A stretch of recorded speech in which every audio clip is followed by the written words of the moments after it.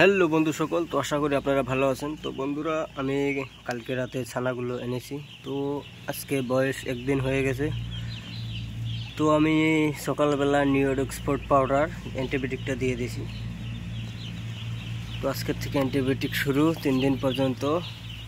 তো ব্রোডিংটা আপনারা দেখে নিন, এইভাবে আমি ম্যানেজমেন্ট করেছি, সেম আগের মতন, আগের যেটা করেছিলাম সেরকমই এবারও করে দিয়েছি। এখানে একটা ব্রোডিং বানাচ্ছি আর ওখানে একটা, ওটা বড় করে বানাচ্ছি, ওখানে চিক্সও বেশি দিয়ে দিছি। তো এরকম RMP কপ 430।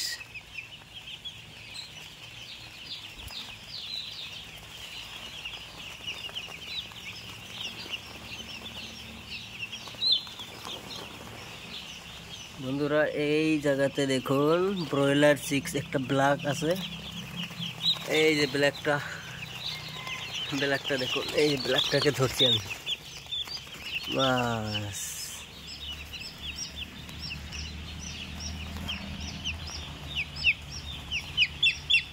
খুবই সুন্দর ব্ল্যাক 6।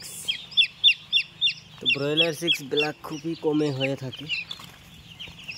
তো বন্ধুরা, ভিডিওটা ভালো লাগলে অবশ্যই like and share and subscribe করে দেবেন।